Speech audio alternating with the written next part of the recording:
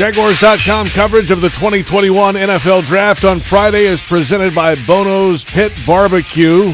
The Jaguars have made a selection at the top of the third round. 65th overall pick is Andre Cisco, a safety out of Syracuse. JP Shadrick with senior writer John Oehser from Jaguars.com. Well, safety was a popular position in the pre-draft mocks to the Jaguars at 25, at 33, and at 45. And, now they've made that pick in the third round to open things up here in the third. Yeah, and this is a talent. I mean, he was rated the number one safety in the country going into his 2020 season at Syracuse. The graphic here, I don't think is correct. He did not opt out. Well, he opted out after the knee injury early. The knee injury early. That's right. So he played 2 games last year. If the Syracuse media guide is correct, which no reason to think they're not, JP, 13 interceptions in just 24 games. So the kid's a ball hawk. Had he not been hurt, you would think he would have been higher. Fans and observers believed they would go safety at some point in the first 5. This is it. In fact, he was the active FBS leader in interceptions when he ended his career with 13 picks. 13 picks in college, especially 24 starts, 21 starts. I'm doing the math, JP. That's more than one every 2 games. It's not bad at all. He had 7 his freshman season back in 2018. So here you go. This is the last time the Jaguars selected a free safety in the draft was James Sample, 2015. Mm-hmm. That has been a while, and that didn't work out. Injury situations for the safety out of Louisville there just didn't pan out here. So they've kind of patchworked it over the last few years there. This, though, if he's healthy and ready to go, which it sounds like he could be, that's a good step. Well, it's a couple of value picks right in a row in the sense you would have assumed that Walker Little, had he not been hurt, considering his size, would have been drafted higher. You would have assumed that Andre Cisco, considering the stats, might have been higher had not been hurt. A little bit of a gamble when you select guys who were hurt in college, but if you do the medical, if you do the research, which you assume they have, you can get value going that route. So you would think a value selection for the Jaguars at safety.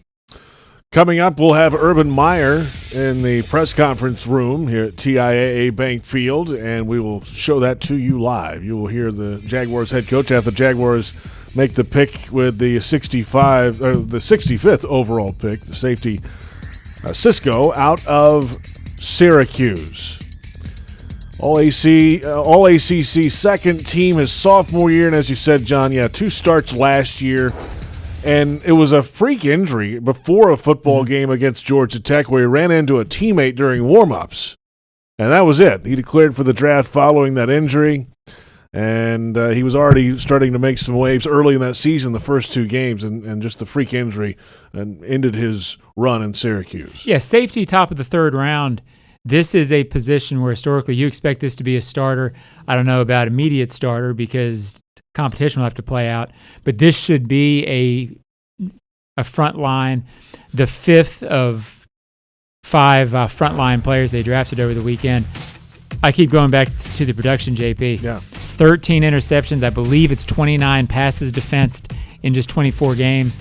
That is a lot of times to have your hands on the football as a safety, no matter what level you're playing at. So the Jaguars, as we have discussed in an earlier pick tonight, Tyson Campbell they've kind of done a lot of work at corner, over the last little bit of time here in free agency and in the draft last year in the first round.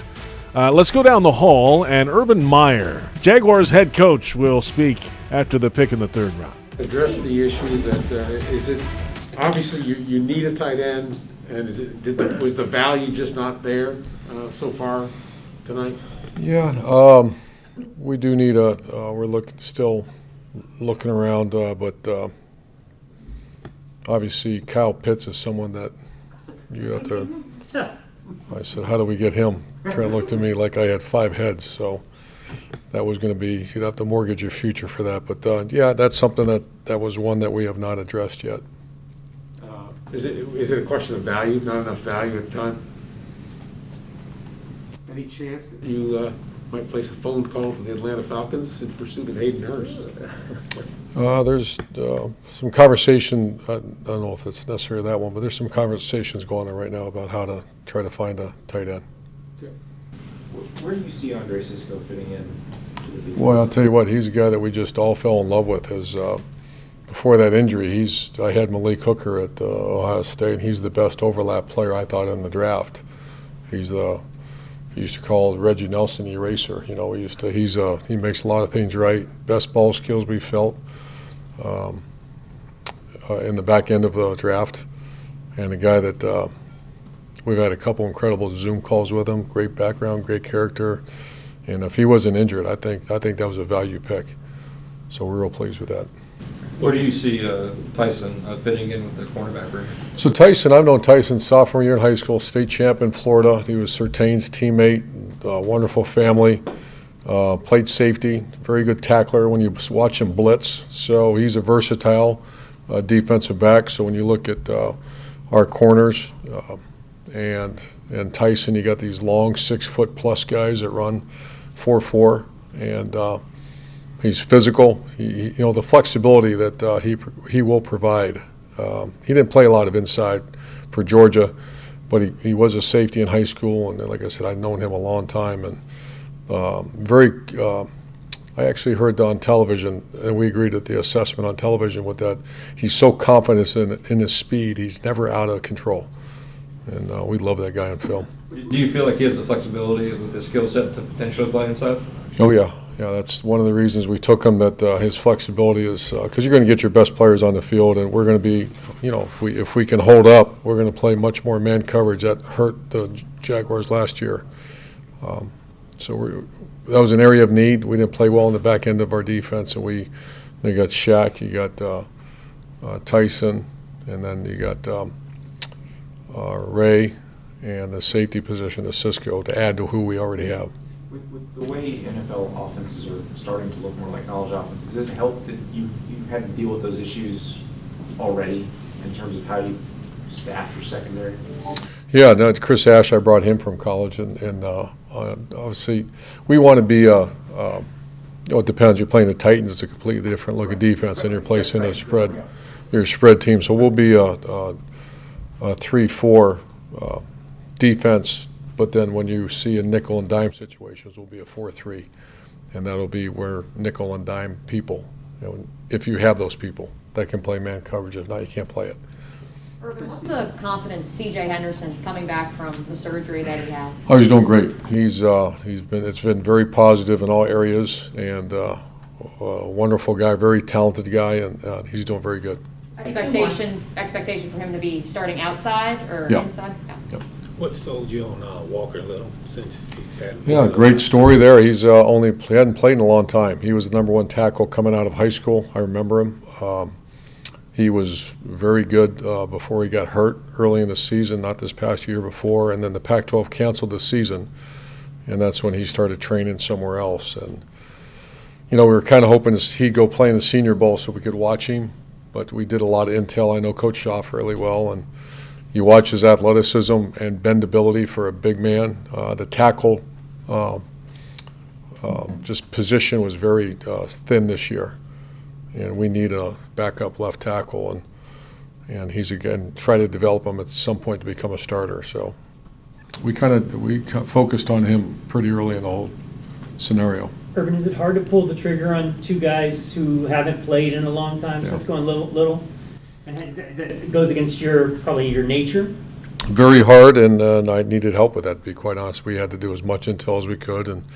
But if you look at sheer talent, I think the two guys, Walker and Cisco, it's really hard. And, I would have much rather, had those guys in, spend time with them. But the good thing is we have great connections with Cisco, and then we have great connections with Stanford and Walker Little. Are you guys done? We're going to get Trent, guys. Okay. Are you done for the night, though? I think so. Sweet. That's head coach Urban Meyer, and that is Andre Cisco on the big board at TIAA Bank Field, safety from Syracuse. Trent Baalke is scheduled to come up. Urban said he thinks they're done. If Baalke's coming down, that means they probably are done. And here is Trent Baalke. We haven't been just about October. Well, anytime there's an injury, you have no idea. You know, we feel pretty good about it from a medical perspective. Did a lot of background work on it, and know the guy that did the surgery real well. Our medical staff does. So, you know, we're very optimistic that he's in position to come in and get going right away. What's the level of concern with C.J. Henderson in terms of, being back from the injury and, taking Tyson, a guy that, you've already got those two. Is that just going to be a competition? Well, no, you need more than two. You saw last year how quickly things can change. So the game with as many 4 and 5 wides as you're seeing in today's game, you need guys that can cover. And the whole goal was to do a good job of increasing our ability on the back end of the defense, and I think we've done that. Did you see enough out of C.J. in 8 games last year to kind of get a really good feel for what he can really do? Oh, C.J.'s a very talented young man. He's just got to get healthy. And when he does, I think you saw last year what he can do coming in his rookie first game, made some very good plays both against the run and the pass. He's a talented young guy. Now when you look across the board, you got 6 foot, 6 foot, 6 foot plus, across the board. That's what you're looking for, height, length, and speed. How different was the evaluation process for Walker Little, considering most of his games were, 2018, 2017? Well, obviously when you're looking at tape from 2 years ago, you had one game to go by in 19, and he played really well against Northwestern. So he's just a guy that's going to have to get in here and go to work, in the weight room, on the field, technique, all those things that you lose when you're not out on the field. He's going to start from a little bit behind the 8 ball, and it's our job to get him up to speed as quickly as we can, and very confident we can do that. Trent, you have a little bit of a history drafting guys who are injured. Do you find value, personally, there with guys who might be dinged maybe on some other people's boards? Well, what we do is risk reward, right? In a lot of different levels, whether sometimes it's character, sometimes it's injury, sometimes it's position changes. There's risk reward in what we do, and you got to vet it. You got to do the best job you can. But if you shy away from it, you lose a lot of options on draft day. And we feel very good about Andre and his ability to get back quickly. He looks very good. They shot some videos the other day, and he looked extremely well moving around on the field. Now, that's not game speed, we realize that, but I think he's in a good position to come in and get going early. Is injury maybe the easier tangible to evaluate of those risk-reward versus like character or something like that, something of a red flag? I wish it was easy. I carry a big coin in my pocket and I flip it, you don't know. Again, every case is so much different. Every injury, you look at one ACL and a guy comes back. Last year, a young man got injured in December, came back at same position, came back and started 15 games this year in one of our conference opponents. So, it happens, and how quickly they come back, again, independent of one another. Trent, Urban just got in here and said that there have been conversations about trying to acquire a tight end. Do you anticipate that could come to fruition during this draft? I don't know. I hate to even speculate on it. We're always looking. You're always looking at every avenue you can to improve the football team. You got the draft, you got trades, you got free agency, you got cut downs. There's a lot of different ways, and we're monitoring every situation we can to see if we can improve the football team. What's your assessment of where you guys sit, who's still on the board at the tight end position right now? We like where we're at. We still got, 5 picks left, I think. And there's still players on the board that we like at the tight end position and other positions. So we'll figure it out. You can't fill every position with one pick. It's a process. So we just got to go through the process and let it materialize. Tyson said he got CJ in high school track more often than not. So does that speed really jump out at you about Tyson? Oh, it does. And CJ's speed jumps out to us. And Griff's speed jumps out to us. So again, we got 3 6-foot or taller corners now that have a lot of versatility. Tyson's played inside, he's played outside. His speed is noticeable on the field. You have to love that. He's a contact player. He loves to blitz. He was a safety in high school, so he hasn't played the position a real long time. So we're just factoring in a lot of upside and a young guy that's got the character that's going to fit into the culture we're trying to establish here. How much has that changed as offenses have evolved in terms of that type of person is playing outside for the most part a few years ago? But it seems like now that's someone you want to be able to play either place. Yeah, I think it depends on the style that you're playing, and we feel with the scheme that we're playing and what we're trying to do, and in the division we're playing in, that you can never have enough of them, and feel really good about his versatility and unusual, yes, for a 6-foot-plus corner to go inside, but if you watch the film, and we've spent a lot of time watching it, Coach and I and the rest of the staff, personnel, and coaching, we feel really good about his flexibility and versatility. What concerns do you have about Walker Little in terms of having so little game experience here in the last couple of years? Is that much of an issue for you at all? Well, again, risk reward. I mean, he certainly, if he would have played, where would he have been taken? I don't know that, and no one does know that. But he's going to come in and he's going to get to work real quick, and we'll get him in the program and get him on the field working, get him in the weight room working, and all these guys. Our sports performance, you've heard Coach talk about it a lot. It's going to be the best of the best, and these guys are going to get in here, and we're going to do our best job to get them ready to play on Sunday. Was it surprising to see Cisco at 65, considering that little run on safeties earlier in the draft? Yeah, we were a little nervous, but again, I think the injury played into it a little bit. It always does, but how much, I don't know. I can't speak for the other 31 teams. When we value the board, we value it for us, regardless of what the media may be saying or where we hear other teams may be leaning. We value the board for us. Let's take one online from David. Go ahead. Thank you. We'll go to Cassidy Hill for the last question. Hey Trent, Urban was saying before that you looked at him like he had 5 heads when he asked how to trade up to get Kyle Pitts. I'm just wondering through the first 2 nights what that balance has been like between the two of you, and is there anything that he maybe has brought to the table from the point of view as a college coach that made you kind of think like, oh, I didn't think about that guy this way? First of all, the collaboration has been excellent. I think we both work extremely hard at what we do with one goal in mind, to bring a winner to Duval. That's what we're trying to do, and that's what we will do. But as far as the relationship, like I say, it couldn't be better at this stage. And I don't see that changing at any point in the near future or the future. We enjoy the process. We've had a good time working through it.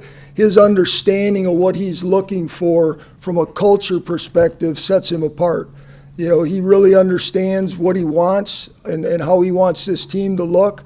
And it's our job as personnel people, my job as the general manager, to support that goal of creating that culture. And the way you do that is you get the type of players in this building that fit that culture. You can't do it any other way. So, really looking forward to continuing to do that. Again, we got 5 picks left. We'll bring 5 more in here that fit that culture, and we'll go to work. Thank you, Trent. Thanks, Trent. I know you're joking. That's Trent Baalke, Jaguars general manager. This is Cleveland, Ohio, site of the 2021 NFL Draft. Feels like the Jaguars are done tonight. If the brass is speaking, J.P. Shadrick, John Ogier, and I want to talk about C.J. Henderson there. That's been the topic online a lot of the night on Twitter and all that. But, you get the feeling he's in good shape here. These other picks tonight, I don't think will influence his spot outside, let's say that. The other is the lack of a tight end in the draft so far for the Jaguars. Well, They kind of run together. I forget which one said it, but either Baalke or Meyer said, you need more than 2. Yes, that was Baalke, corners. At cornerback. That's right. And I kind of think you need 4 or 5. What I said earlier, you can't have too many good cornerbacks. First of all, I think you need 3 minimum, and really 4 in this league because teams play 4 wide. Well, in that case, you need 5 because if somebody gets hurt, you have what you had last year. So this was not a pick about C.J. Henderson, and you could kind of tell by their reaction when they were being asked about C.J. Henderson. There was a little bit of a, well, what do you mean? Yeah, what do you mean? He's, so that's not that.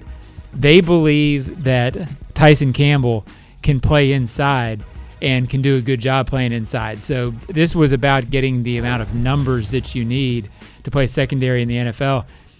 Urban said very early on in this process, defensive line was first. They clearly did that in free agency. But you need guys in the secondary who can run. You're better off. It's difficult to find defensive linemen who can come in and play immediately. It's not as hard to find young players who can play in the secondary. If they had drafted defensive line early, they were not going to come in and contribute in the way that perhaps defensive backs can contribute. So I thought that was big. And you asked about tight end. Yeah. It's obviously still a story, but the reality is this was not a great tight end class early. You had Kyle Pitts, who, again, Urban clearly sort of had in mind, and Trent, knowing the NFL, was like, if you want to give up the whole franchise for him, you can probably get him. I don't think they were willing to trade T-Law for him, JP. Yeah, so no. I think that was pretty much no. the only thing that was going to get him. There wasn't a lot out there, and they decided that the value at other spots was greater. So that's still an issue, and they use the phrase, you can't draft all positions with one pick. Well, the reality is you can't fill every need that you have with a 1-15 team. Correct. In one off season either, and they're still trying to. But this is a little bit of a process. They're not going to say that sort of thing because it sounds like you can't do it. But it's hard to fill 22 needs with frontline talent in one off season, considering you've got 10 draft picks and some UFAs. Right. And so that'll do it for our coverage today. The Jaguars did a little more work today with 3 more picks. And by the way, the conference call with Cisco, whenever it airs, will air here on Jaguars.com and Jag social media. We'll have that for you live. Check out John's writing on Jaguars.com coming up as well. And there you have it, the picks on the first 2 days. Lawrence, Etienne, Campbell, Little, and Cisco. 5 more on the docket for Saturday. And our coverage of the 2021 NFL Draft on Friday is presented by Bono's Pit Barbecue.